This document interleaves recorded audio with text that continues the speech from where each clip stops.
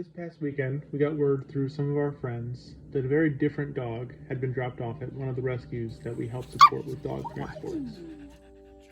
He comes from a very prestigious corgi breeder that has been defining what the ideal Pembroke Welsh corgi looks like in the United States for decades. Unfortunately for him, he was left with the rescue out of fear of aggression from his owners. His name is Finn, and he is different from any other corgi that we have helped before because we personally know 3 other dogs from the same breeder that some of our corgi friends have. It was not just strange, but almost impossible for us to imagine that one of these dogs that we know were bred for the best possible temperament could have aggression issues. Finn comes from one of the most well-respected corgi breeders in the country, and we know from the owners of his siblings that his entire litter was very calm and friendly. We were actually told that Finn was the dog with the best temperament of his entire litter when he was still a puppy. So we had to see for ourselves what could have happened to make him reportedly dangerous to his previous family. Immediately, we could tell that he was very timid and a little scared. You can see that he would retreat away from us when we first met him. This is entirely normal in a not well socialized dog. He was very comfortable with other dogs, but not sure about new people. It also seemed like he would retreat from sudden movements, which indicated to us that he might have had some issues with his previous owners. However, we saw no signs of aggression or other issues from him besides being a little scared. We decided to bring him to see one of his siblings that lives nearby, knowing that he has seen them before and might be more comfortable. First, it is important to know what common behavior is for corgis. If you don't already know, corgis are herding dogs. That means they are bred to herd sheep and other livestock and are prone to nipping or gently using their mouths to control other animals and even people as part of this herding behavior. All of this behavior can be trained and controlled if you take the time to work with your corgi, but if not, many corgis will try to take the role of boss in the family. The nipping behavior can also escalate if it is not trained and controlled properly. On top of that, corgis are double-coated dogs, which means they shed a lot. If you're not prepared for any of these aspects of corgi ownership, then you should not get a corgi.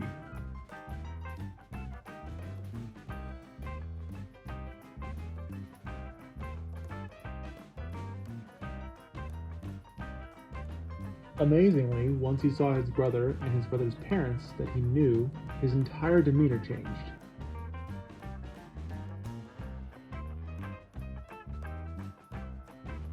He was clearly much more relaxed and even bonded with them.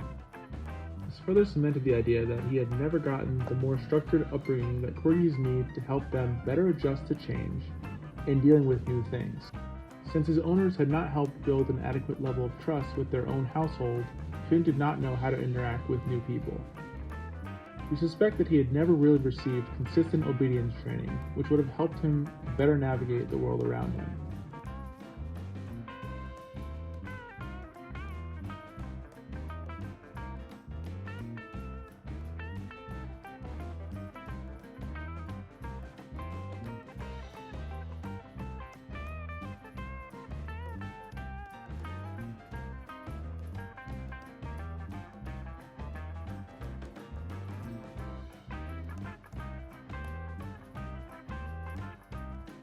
After arriving home, we wanted to see how he would react to some of our dogs. We suspected that he would be much more comfortable with other dogs, and after a few minutes that became very clear. He met Mocha and Peppermint in a completely relaxed way, showing no signs of aggression. I see one. It's like a giant piece of bread. Mm-hmm. Pepper! Alright, they want Good girl. Yeah. Yeah, good girl. Yeah, let him do his thing. Yeah. Oh, yes. Yeah.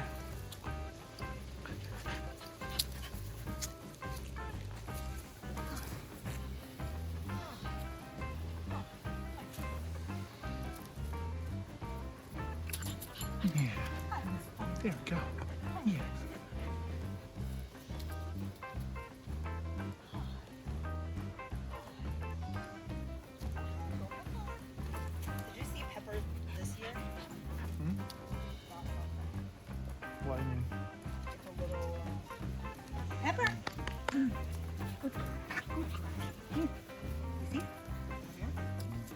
in here? No, I don't think so. Just Good one. girl. Good girl. You want to go get the ball? You want to go get the ball? Where's your ball? Cass, where's your ball? Come on. Go find your ball. Pepper, where's your ball, Billy? Pepper, where's your ball at?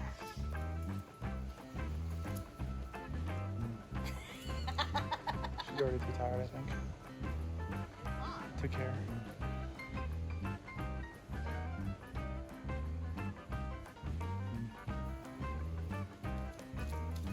She's not as interested as they are of him. That's fine. Oh, it's a giant elephant.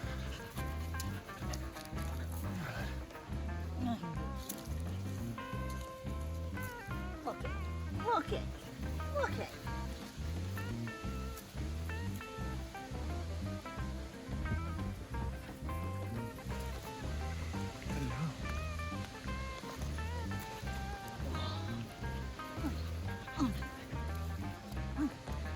Good. Yeah. Alright. This was a good first meeting. We also offered Finn a blanket and a dog bed, but he seemed like he did not trust being allowed on the bed and avoided it. He did like the blanket we gave him. We know he was not allowed on any furniture in his previous home.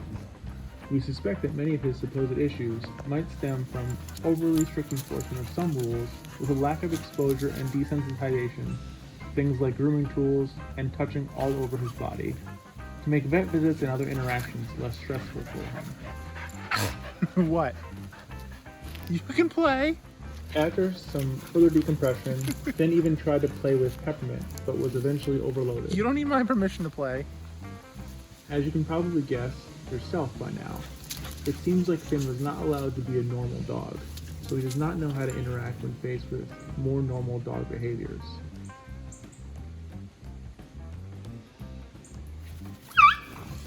It's okay. We also noticed that Finn spends a lot of time engaging in suckling behavior with the blanket. This is similar behavior to when puppies feed from their mothers. Normally, this behavior stops after puppyhood as the dog matures and gets more confident and comfortable. Since Finn does this much more frequently than we have seen any dog do this, we suspect that he uses this behavior as a coping mechanism to soothe his own anxiety. This is not necessarily bad, but it would be ideal if he did not seem to feel like he needed to do it for long periods of time.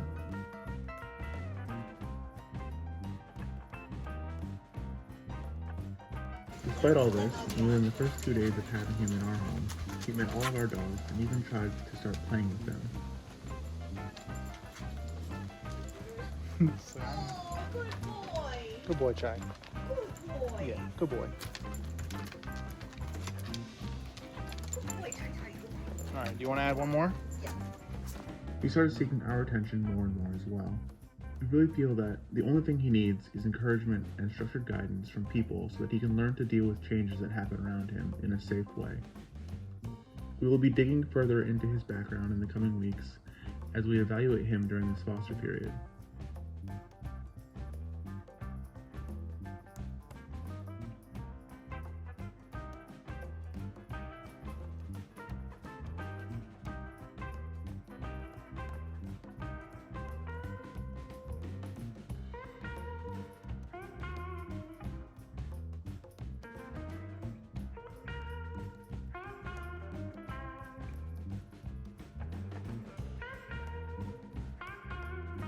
I hope you enjoyed seeing this walking bread loaf.